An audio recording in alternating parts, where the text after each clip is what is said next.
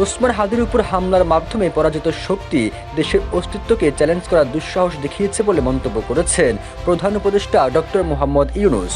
এ ধরনের হামলার চেষ্টাকে যে কোনো মূল্যে ব্যর্থ করে দেওয়া হবে এবং জাতির উপর এ ধরনের অপশক্তির আঘাত কোনোভাবেই বরদাস্ত করা হবে না বলে জানানো হয়। 12 ডিসেম্বর যমুনা উপদেষ্টা পরিষদের কয়েকজন সদস্য এবং আইন শৃঙ্খলা নিরাপত্তা বাহিনীর সঙ্গে জরুরি এক বৈঠকে এসব নির্দেশ দেন প্রধান উপদেষ্টা।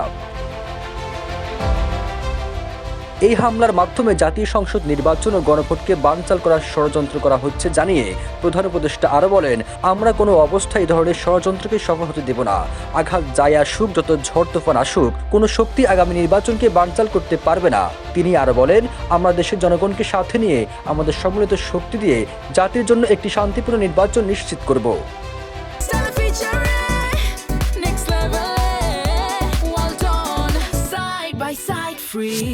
ওসমান হাদির উপর হামলার ঘটনায় তাৎক্ষণিকভাবে সীমান্তে যথোপযুক্ত ব্যবস্থা গ্রহণের নির্দেশ দিয়ে প্রধান উপদেষ্টা বলেন, হামলাকারীরা যাতে কোনোভাবেই দেশ ছাড়তে না পারে সেটি নিশ্চিত করতে হবে। একই সাথে জুলাই অভ্যর্থনে সক্রিয়ভাবে সম্পৃক্ত থাকার কারণে যারা সম্ভাব্য টার্গেট থাকতে পারেন তাদের নিরাপত্তার বিষয়টি বিবেচনায় রাখতে হবে।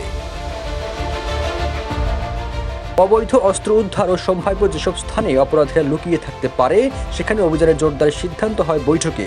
একই সাথে নির্বাচনকালীন যে কোনো অপ্রীতিকর ঘটনা এড়াতে এবং তাৎক্ষণিক ব্যবস্থা নিশ্চিত করতে আগামী কয়েকদিনের মধ্যে একটি বিশেষ হটলাইন নম্বর চালু করা হবে। সবশেষ হাদির উপর হামলা ও হামলার পরিকল্পনাকারীদের দ্রুত সময়ের মধ্যে গ্রেপ্তার করার নির্দেশ দেন প্রধান উপদেষ্টা। একই সঙ্গে তিনি ওসমান হাদির দ্রুত আরোগ্য কামনায় দেশবাসীর কাছে দোয়া চান। সবুজ আলম, নিউজ ডেস্ক, ইত্তেফাক।